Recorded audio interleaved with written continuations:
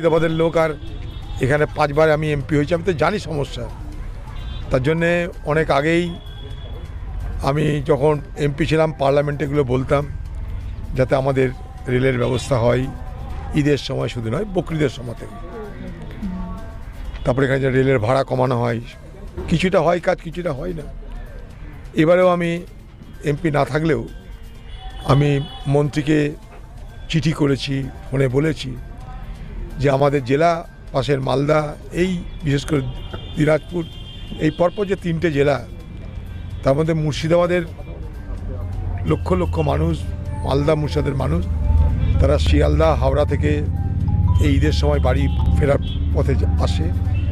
আপনি যেটা বলছেন সেটা তো সহজ হলো যে ইঞ্জিনে, ছাদে করে আসতে হয় কখনো। তো তাদেরকে আমরা বলেছি, দেখা যাক কী করে। তারা তো কখনো না বলে না, বলে দেখছি দেখবো। আপনি রেল দপ্তরে ছিলেন, এখানে ডাবল লাইন হয়েছে, ইলেকট্রিসিটি হয়েছে, কিন্তু ভরতপুর এলাকারবাসী কোনো তার সুফল কিছু পায়নি। এখানে সরাসরি যাওয়ার কোনো যোগাযোগ ট্রেন এখানে নেই। নেই তো সকাল থেকে কোনো ট্রেন, লোকাল ট্রেন হাওড়া শিয়ালদাতে যাওয়া যায় না। অনেক এখানে পেশেন্ট যারা যায় তাদের খুব অসুবিধা হয়, বাথরুম থাকে না। কি বলবেন, মানে আপনি কি ব্যবস্থা করবেন কিছু? আমি আর কি ব্যবস্থা করবো, আমার যেটুকু ক্ষমতা ছিল ভাই করেছি। ডবল লাইন করেছি, ইলেকট্রিফিকেশান করেছি, সালারের স্টেশন তৈরি করে দিয়েছি, যেখানে যা যা টিয়া মিয়া সব স্টেশন ঠিক করে দিয়েছি। যতক্ষণ যা ছিল আমার ক্ষমতা পূর্ণ ব্যবহার করে আমার জেলার রেল ব্যবস্থাকে আর উন্নত করার জন্য একদিকে কাটোয়া থেকে ফারাক্কা ডবল লাইন প্লাস বৈদ্যুতিকরণ, উল্টো দিকে পলাশী থেকে লালগোলা ডবল লাইন বৈদ্যুতিকরণ, তার সঙ্গে নসিপুর আজিমগঞ্জ রেলওয়ে লাইন, গঙ্গা নদীর উপর দিয়ে সব করে দিয়েছি, সব দেখতে পাবেন। বাকি কাজ তো অনেকই দরকার, আমার দ্বারা যা যা হয়েছে করেছি। রাজ্য সরকারকে আবেদন করেছেন রমজান উপলক্ষে? রাজ্য সরকারকে আবেদন করেছি রমজান উপলক্ষে, যে এই রমজানের মাসে সবাইকে সব কিছু দেওয়ার কথা বলা হয়। পুজোর সময় মণ্ডপে টাকা দেওয়া হয়, ক্লাবে টাকা দেওয়া হয়, উৎসবে টাকা দেওয়া হয়। তো ঈদ উল ফিতর এটা তো একটা বড় উৎসব, এটা একটা খুব বড় পবিত্র উৎসব। তো এই ঈদ উল ফিতর উপলক্ষে সামান্য খরচে, মনে করুন গ্রামে গ্রামে যে সমস্ত ঈদগাহগুলো আছে, সেই সমস্ত ঈদগাহগুলোতে একটা আলোর ব্যবস্থা করা যায়। এই সময় সংখ্যালঘু মানুষ যাদের ভোট নিয়ে আপনারা ক্ষমতায় আসেন, তাদের এই পবিত্র উৎসবে একটু সস্তায় কিছু না, একটু সামাই, একটু চিনি, অন্যান্য কিছু সরবরাহ করার চেষ্টা করা উচিত বলে মনে করি। যে ইমাম মুয়াজ্জিনদের ভোট নেওয়ার সময় দরকার পড়ে আপনার ব্যবহার করেন যাদেরকে, আপনি সমস্ত কর্মচারীদের বোনাস দিলেন উৎসব উপলক্ষে, কিন্তু এই রোজার মরশুমে আমি মনে করি সবথেকে বেশি দিকেও মেহনত করে তারা হচ্ছে মসজিদে ইমাম মুয়াজ্জিনরা। একদম শহুর থেকে আরম্ভ করে ফজরের নামাজ থেকে আরম্ভ করে একবারে মাগরিব হয়ে তারাবি, এই যে লম্বা দৌড়, সর্বতাই সেই পুরো দিনে তার সঙ্গে ইফতার করানো, সেখানটায় দোয়া পাঠ করানো, সর্বত্র সারাদিন ধরে সবথেকে বেশি যারা পরিশ্রম করে আমি মনে করি তারা ইমাম মুয়াজ্জিনরা। তাদের সামান্য বোনাস কি দেওয়া যেত না? একেই তো 3,500 না 3,000 টাকা দেয়, এই সময় তাদেরকে কিছুটা বোনাস দেওয়া যেত না বলুন তো?